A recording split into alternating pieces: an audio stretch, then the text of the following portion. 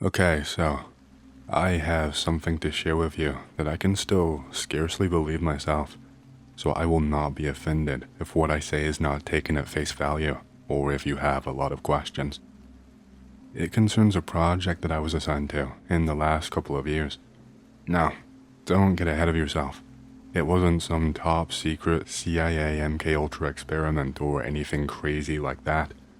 I was actually assigned to collect data on some tunnel systems in the New York City subway system that have been abandoned for a long time, and which also link to another tunnel system, separated completely from the NYC subway system.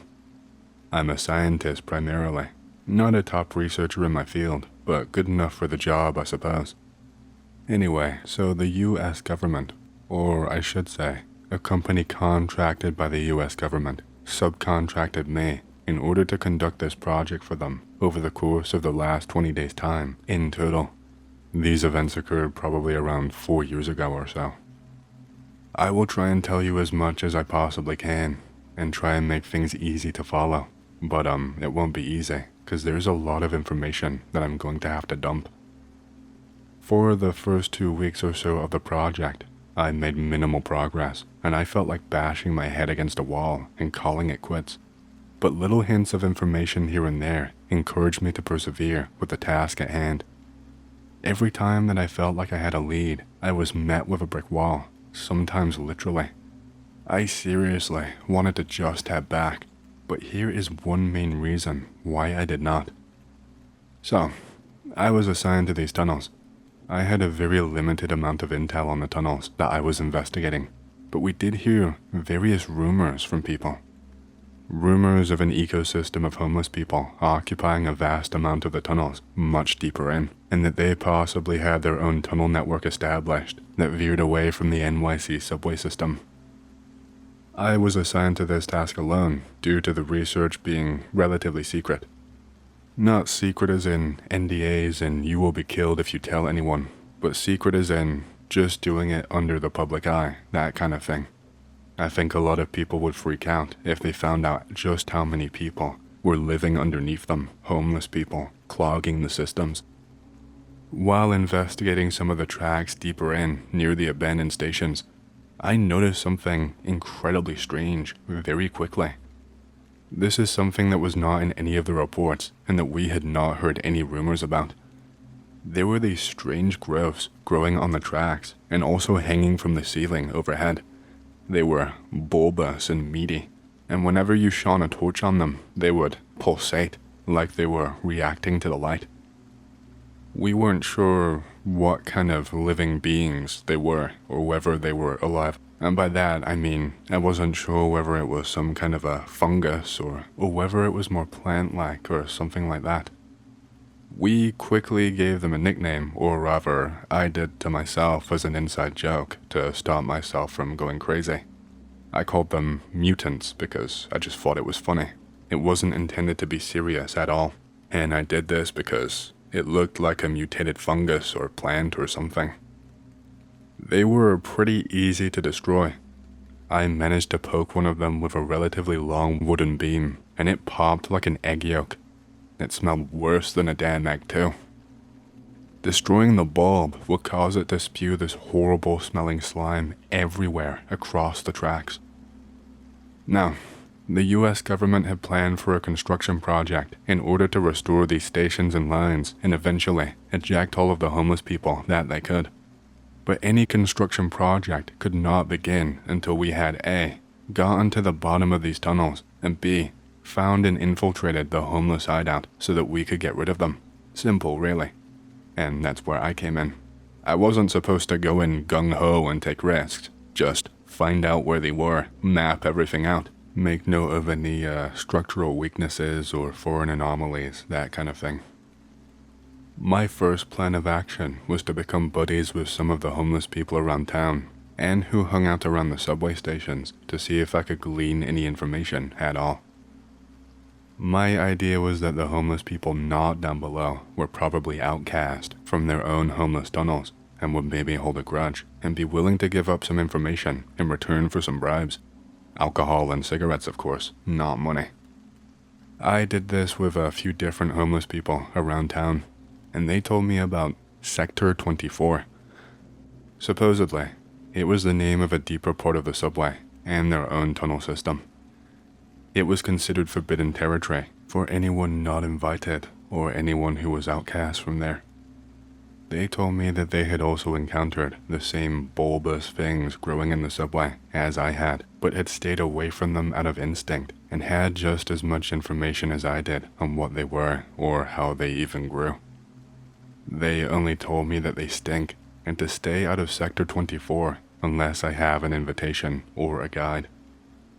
I went down, and I actually set up a kind of rudimentary base camp down there with all of the necessary provisions to survive for a few weeks, just in case I found a lead and did not want to keep making the journey back to the surface. I was basically pretending to be homeless myself. I made a few journal entries while I was down there for my research about some of the things that I observed and encountered, so I will share them with you now, and then once I've shared those, I will share what happened to me afterwards. Entry 1 is just a brief description about my encounter with the bulbous things growing in the subway that I encountered both on the tracks and saw hanging from the ceiling of the subway and tunnels. They mostly just appeared as fleshy, bulbous growths, and they seemed to only appear where it was really humid. Their sizes could vary dramatically depending on the area that I encountered them in. So I was conducting an inspection as normal, and I came upon an absolutely massive section of them all close by together. A massive group of them had just completely overrun a small room-like section of one of the passageways. The entire room was just pulsating with them. It looked as if they were all breathing in and out, in tune with each other. Each one of them also had very tiny hairs on them that were hard to see unless they had light shining on them. It's possible that they were some kind of tiny feelers that they used, or possibly even something else, I'm not sure. They seemed to be some type of fungal growth. That's what I would place a bet on them being. The room smelled awful, so I tried not to stick around for too long at all. Entry number 2 was about a trail that I uncovered that was left behind that confirmed that there was definitely people living deeper in the system somewhere, and that the rumors were actually true, and that we had a homeless population we were going to have to find and get rid of. The people that I talked to initially lied to me and told me that nobody lived under here until I buttered them up, and they finally admitted to the existence of Sector 24. I found multiple signs of life down there: discarded pots and pans, plastic forks, and also trays and old bloody rags just littered on the floor. I briefly encountered a man who I had been trying to track ever since my first encounter with him. He was incredibly reclusive, and he would flee whenever I would try to interact with him. I could sometimes hear the sound of him sprinting away, as I assume I got closer to his location and he heard my footsteps. I would always find discarded items after I heard him running away. Tracking him was not easy, and with so many strange passageways and similar looking tunnels, it was way too easy to just get lost down there. Going too deep was not worth the risk without more information. I had heard loud screams on occasions while I was down there, usually these incredibly guttural ones, and they were not human sounding at all. It sounded more like an animal in fear and pain. I was pretty sure it was not the man that I had been tracking. Entry number 3 was about some of the strange symbols and graffiti that I had been encountering on the walls and floors while I was exploring down there. The symbols were usually quite similar, in that they share a lot of the same elements with slight variations. It was usually to do with the image of an eye with a hand covering the eye and things such as that. I had found it spray painted in various places, as well as scratched into the wall forcibly with who knows what. It could have been a sharp tool, or it could have just been sharp nails. Where they were placed and where I found them was usually just completely random, or at least to me, there didn't seem to be a rhyme or a reason for it, but I would often find a group of at least 1 or 2 of those things growing around, gathered in close vicinity to where the symbols had been drawn. I wasn't sure if there was a connection yet, but it would happen more often than not for it to just be a coincidence. The fourth entry that I wrote was about some strange, unknown pipes that ran along the subway that I presume were designed to pump out waste. These were not put here by whoever built the subway, and we had no idea where exactly any waste would be coming from, until we were told about the homeless community in the tunnels underneath there. How they managed to fit some pipes themselves and get things to work even slightly, I have absolutely no idea. It's possible that they did not create them themselves, and that they are instead connected to the sewer system and were constructed by our guys, and that we have no record of it, but I'm not sure. They didn't seem to be working actively, and they would only work at certain points throughout the nighttime. I had never heard them working during the daytime. At random points, they would often spew out this strange black bile, looking almost tar-like in appearance. This bile was incredibly viscous and sticky, and it was not easy to get off if you got it on any part of you, especially your skin. It seemed to have a somewhat corrosive effect on rubber, as stepping into it caused it to eat away at the soles of my galoshes. They never ate at the material of any of my other shoes when I tested them, and they didn't burn through my skin either. The fifth entry that I made was about my attempts to detail at least a rudimentary layout of both the subway and Sector 24, my exploration of which I will share after these entries. The map I was given by my superiors for the exploration of the abandoned subway systems and tunnels was completely inaccurate, and often led me to a brick wall dead end or along the wrong route entirely. It was possible that the map was just outdated and was from when the station was initially abandoned, but it seemed really strange to me that the abandoned station tunnels would have been worked on after their use was ceased. The architecture under there was stranger and seemed to have no logic to it at all. Space was often wasted, and many narrow paths were put in a place that seemed to lead to nowhere and have no purpose at all, at least not anymore. The entire place seemed to have been constructed in a way to purposefully disorient people so that they could not find their way deeper inside the tunnels or find what they were looking for. I had figured out kind of a rough layout, at least enough to get by for the meantime, but I would still struggle occasionally, especially when attempting to pursue the reclusive man. I later discovered that Sector 24 did have a semblance of logic to it, and the provisional map that I drew seemed to resemble some kind of intricate shape that I could not remember the name of at present. Entry number 6 was my chronicling of the various blocked-off passages that I had been encountering that had severely hampered my ability to make any progress towards Sector 24. As far as I am aware, there had been no construction on these abandoned subway tunnels for a few years, but right in front of my eyes, there had clearly been some kind of very obvious recent modifications made. They could not have been put in place more than 5 years ago at most. That is my guess as to when the homeless community started to form down there. There were steel bars and things blocking off entire paths and entrances. Sector 24 must have been beyond these initial obstacles and barriers. It was possible that there was an entrance or entrances that only the community knew about, and that they were using to access the place while remaining completely unseen, without having to move through more public tunnels or where they could be seen in broad daylight. I figured that the only way to actually access the place would be to find someone who can show me the path. My final journal entry of interest was something that I noted just a few days into my research. I came upon a disturbing discovery which I have no rational explanation for really. There is a strange recording that plays in those tunnels every single day without fail.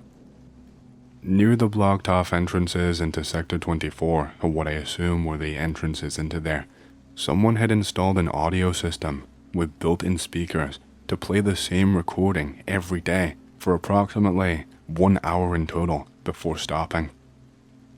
The audio system appeared to be quite old, older than the steel bars that had been put into place at least. The recording that played was really hard to describe.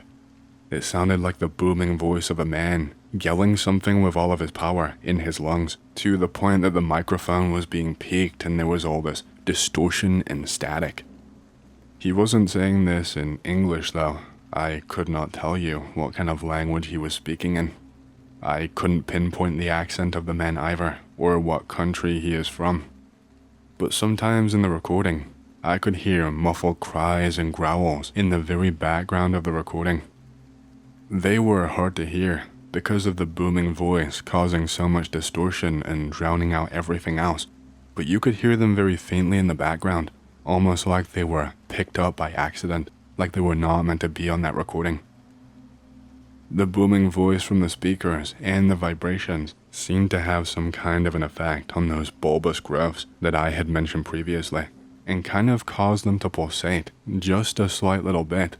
And one of them even fell from the ceiling and exploded from the impact. Luckily, I was a safe distance away from when this happened, so I did not get all of that foul-smelling stuff on my clothes. What I will tell you about now was my final day conducting this investigation, and the day that I ventured into the deepest part, into Sector 24 itself. My resources were starting to run out. The leads that I had were starting to really run thin, and the patience of my superiors was waning really quickly. They did not want to pay me any more money than they had to, and they wanted to speed this project along quite quickly. The subway system was going to cause a lot of money, and they did not want delays because it could really help out the city and be a boon for the economy and tourism and the like, or at least that's the reasons that they gave me. I was basically given one more day to make significant progress, or they were going to choose the nuclear option. Not literally, but I assume it would have something to do with sending an army of cops down there to just clear out all of the people. The night before my last day, a really unfortunate incident occurred. I woke up to discover that all of my equipment had been looted, with absolutely nothing left for me to use. They took all of my camera equipment, my flashlight, and my backpack. Thankfully, my journal was in my tent beside me, which is how I was able to share the entries with you. I was awoken by the booming of the speakers that seemed to be even louder than usual, and were now playing something slightly different to the usual booming voice. There were no discernible words at all, just noises.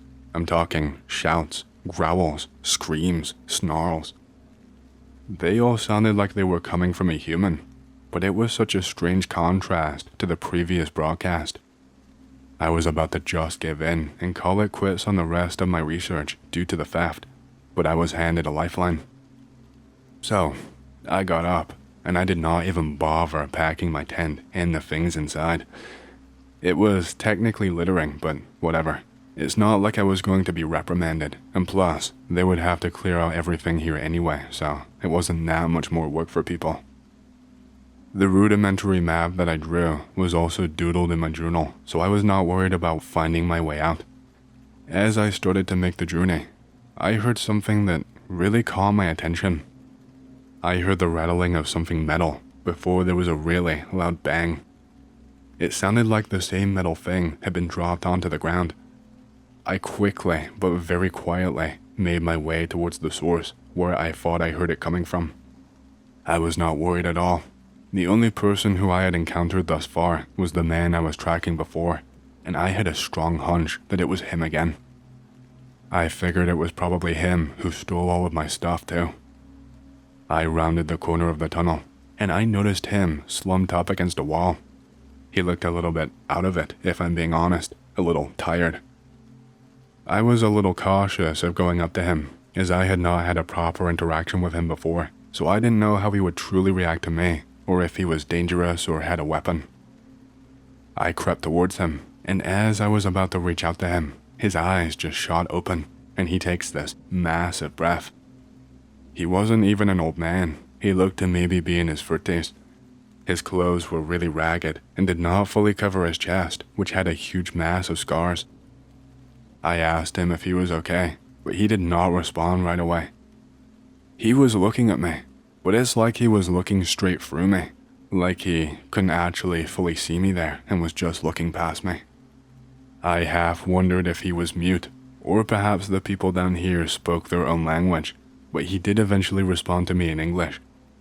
He told me he thought he was dead, that he died in his dream and he thought he would never wake up ever again. I asked him what the fuck he was doing down here and why he always ran away from me. He told me that he lived in a community with a lot of other homeless people, and if they ever found out that he talked to anyone from the surface, then he would be punished and cast out. But he said that he did not care anymore because they had kicked him out already. Something about a dispute about who should be the leader and about how people have been treated recently. He told me that a lot of friends of his have been going missing over the course of the last few months, and that the people that he thinks are responsible will not tell him what they did with them. He told me he thinks they murdered them and dumped their bodies somewhere in the Sector 24 tunnels to stop him from gaining more support to become a leader in the community. I was shocked at all of this. I don't know if maybe the terms he was using made the community seem more advanced and organized than it really was, but I was shocked that they had any kind of functioning system down here, like an actual functioning society. But I sensed an opportunity. I told him about why I was down here and what I was researching. I told him about what the government was looking to do, and that driving them out could lead to them being punished, and then the fates of his friends would be investigated and eventually found out. He was pretty hesitant at first. He still had other people who lived there that he was okay with, and he did not want to ruin the place for all of the homeless people who had nowhere else to go. On the other hand, he told me he was concerned that more people would be abused and killed eventually if it was allowed to go on. He said that they were starting to let people who did not follow every rule that they put into place to starve, and eventually they would kick them out back to the surface. After spending quite a lot of time talking to him, probably a few hours by my count, and gaining his trust, he agreed to escort me into Sector 24 through one of the lesser used entrances that he knew about. The whole time that we talked, I just sat making notes and marking things down and doing little diagrams. It kind of fascinated me in a really weird way. He talked as if they had their own city and their own election process and etc. He told me that he would guide me in and show me the way to their camp, but would not go any further than that or assist in anything that the government was going to do. He was determined to have no violence. That was fine with me anyway. I couldn't exactly go in there on my own, guns blazing. It was more just marking down the location and seeing what was happening. I asked him if it was today that they kicked him out of the community, but he told me no. It had been about 10 days since he last set foot in there, but he was still avoiding people just in case he could resolve everything peacefully. I pulled out my journal and I showed him the map that I drew, and he told me that I got most of it right, aside from a few of the dead ends that I had marked down. I asked him what he meant, and he just told me that not all of the dead ends are actually dead ends. He brings me to the end of one of the tunnels, in one of the abandoned ones, really deep in, where there is just a dead end. I'm talking just a pure brick wall right in front of me. He brings me along to the end of it, and to the left, and he starts taking some fucking bricks out of the wall. I am just completely shocked as he takes out enough bricks near to the ground that opens up to a really small tunnel that you can crawl through. I was reluctant to make the journey because it looked like I could easily get stuck in there, even with my small frame. He told me he would lead the way, and I decided screw it. I'm in way too deep to quit now. If I could get some crucial information on my last day and save my superiors some massive manpower costs, then they would love me forever and it would be really good for my pockets. And plus, then maybe I could get some funding and get put on a project that I actually cared about. The crawl through that tunnel was agonizing, and I could barely breathe in and out fully because the walls were so tight around me. It was like my stomach was hitting it when I tried to breathe out. There was also some weird smelling black sludge that was also a couple of millimeters high that we were basically dragging our stomachs over, and I dread to think what it was. I was pretty sure that it was not excrement, but maybe that was just an optimistic thought. We finally crawled out at the other side, and the place was just incredibly eerie. It was another subway tunnel, one I had never seen before, and there were like lanterns hanging all the way down the tunnel. They did not provide a ton of light, but it was definitely better than nothing. As we were walking down there, I noticed that there was a ton more of the symbols that I saw before all over the walls. Not the exact same as before though. The symbols were all seemingly random and also had arrows and other markers right next to them. I thought that it could possibly be a code or a language that they used, but I could not really work it out. There were also more clusters of those bulbous growths, more than I had ever seen before. They were hanging from the ceiling like stalactites, but thicker, and they were clumped together in corners of the place. The guy led me deeper and deeper into the tunnels, as we were just making this really awkward small talk throughout the walk. And then he stopped me suddenly. I tried to ask him what was up, but he just shushes me. I clammed up instantly. I could hear something coming from further down the tunnel, very faintly. He told me that down there is the door to the community and that we should not go any further. I tell him to at least show me the door, but he outright refuses. Whatever we could hear has seriously freaked him out. That sound grew louder and louder, slowly but surely. It was like a snarl. Then I heard a loud thud, and the guy next to me basically shits himself. He told me that we had to go right now and that this was a bad idea. He told me that it's probably them and that they know that we're down there now. He told me that they've been growing more violent and will probably kill him on sight for bringing an outsider here. Gee, thanks for telling me that now. That snarl was growing louder and louder, and we could hear a creaking sound start to crescendo as the snarl just stopped at the end of the tunnel that we were in. I asked him if he had my flashlight that he stole from me earlier, and he was like, yeah, here, take it. I took out the flashlight and I flicked it on. There was nothing up there except more of those bulbous growths. We started backing up. As we did so, that snarl turned into a sudden roar that caused all of those bulbous growth things to shake. I thought they were all going to explode with the sheer power of the sound. As we were backpedaling, one of them fell from the ceiling. It was all fat and fleshy. It fell straight down onto the homeless guy's head, and I only just managed to avoid it. It didn't explode on contact this time. It was surrounding his head, like a bubble, but obviously you could not see through it.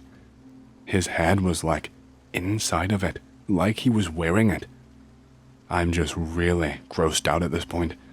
He is screaming like his life depends on it, but it's all muffled because his head is encapsulated by this thing. The thing was vibrating crazily from the force of his screams. He was trying desperately to claw it off of his head, but his hands could only go through it, and he could not shake it off. In what seemed like forever, but was probably only just a few moments, his hands drooped down to his sides, and then he dropped down to his knees. I was really confused and scared. I had no idea what the hell was happening. The thing was just vibrating on his head, and his whole body started to convulse. I started to step backwards towards the way that we came. I just wanted to get out of there at that point. His body stopped convulsing, and he was still for a moment. Then he started to rise to his feet. Oh no. He started walking towards me. Not like a normal person would. It was like he had to fight his own body and his legs just to get them to move. He was like bow-legged and was almost dragging his feet along the floor. I just started to run as fast as I possibly could back down the tunnel. I was not sticking around for whatever the hell that was. It took me a while, but I reached the hole where we crawled through in record time, and then I started to hear it. Thumping. It sounded like thunder. I could hear someone sprinting towards me. I forced myself into that crawl space, stuffing myself in as quickly as I could. I was trying as hard as I could not to think about the tight space. I dragged myself through it as quickly as I could. Right as I was shuffling through the end, I could hear snarling at the other end of the crawl space where I came in. It was that same damn snarling. I jumped up to my feet, and I frantically started putting back the bricks as best as I could where they originally were. As I was putting them back, I caught a glimpse, a brief glimpse. It was the homeless guy's face. The growth, the thing, it was gone from his head now, and I could see his full face, and his eyes were a luminous yellow. His face looked pale gray, and his facial expression looked really strained. I made my way back to the surface as quickly as I possibly could, and I booked myself into a nearby motel. I did not report back properly for a few days, and by that point, I was being bombarded with calls, and someone was actually sent to where I was to try and find me. I did not even have the strength to talk. I told them about everything, about the location of Sector 24. I told them how I found the place. I told them about the entrance and about the politics of the place. I gave them my journal, my drawings, my map, everything. I think they could tell that I was shaken up and asked me if there was anything else. I told them that they would not believe me, but I explained about the weird situation with the homeless man and those bulbous growths. My superior just nodded at me, got up, and then walked out of the room. I was paid very generously, as I thought I would be for my discovery, and my investigation was promptly shut down. Last I heard, they were sending people down there to clear it out, but I never heard a peep after that, so that's all the information that I have. It's possible that they just left it be, or maybe they really have made some progress. I don't know. That's about all I can really tell you.